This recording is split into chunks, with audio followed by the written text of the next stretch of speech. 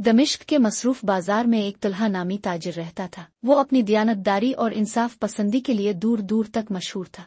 अल्लाह की रजा के लिए ईमानदारी से कारोबार करना इसका उसूल था। बाजार के बीचों बीच उसकी एक छोटी सी दुकान थी जहां वो मसाले और कीमती कपड़े फरोख्त करता था। लोग दूर दराज से इसकी सच्चाई पर भरोसा करके इसके पास खरीदारी के लिए आते। एक दिन जब तलहा अपनी दुकान तरतीब दे रहा था तो एक खुशहाल शख्स अहमद इसके रंग बरंगे कपड़ों को गौर से देखने लगा। वो शहर में नया आया था और अपनी बीवी के अरूसी लिबास के लिए आला तरीन रेशम की तलाश में था। अहमद ने पूछा, क्या तुम्हारे पास ऐसा रेशम है जो बेमिसाल हो, जो दुल्हन के लिबास के लायक हो?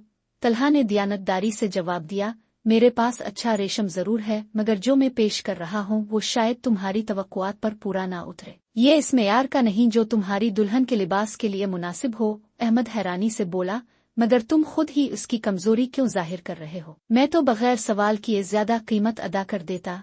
तलहा मुस्करा कर बोला, नाजायज कमाई से ना रात को सुकून की नींद आती है और ना ही दिल मुतमईन रहता है। अल्लाह हर नियत को जानता है और सच्चाई की कदर करता है। अहमद तलहा की ईमानदारी से बेहद मुतासिर हुआ और वही रेशम खरीद लिया। शाम होने तक तलहा की सच्चाई की खबर पूरे दमिश्क में खुशबू की तरह फैल चुकी थी। लोग उसकी दुकान पर ज्यादा आने लगे क्योंकि हर कोई ईमानदारी के साथ लेन देन को पसंद करता था। वक्त के साथ अल्लाह ने तलहा के कारोबार में बेहद बरकत दी। इसकी छोटी सी दुकान एक बड़ी तिजारती जगह में बदल गई, मगर उसकी ईमानदारी और उसूल वही रहे। इसने अपने बच्चों को भी दियानतदारी का दर्स दिया और उन्हें कारोबार के वही उसूल सिखाए। यूं इसकी सच्चाई की मीरास नस्लों तक कायम रही। दमिश्क के बाजार में तलहा को सिर्फ एक ताजिर नहीं बल्कि ईमानदारी का अमीन समझा जाता था। दुनिया ने इसकी ईमानदारी की तारीफ की, मगर उसका असल खजाना सुकून और ज़मीर की पाकीज़गी थी। ये कहानी हमें सिखाती है कि दियानतदारी न सिर्फ अल्लाह को राज़ी करती है बल्कि इज्जत, कामयाबी और भरोसे की एक लाजवाल मीरास भी छोड़ जाती है।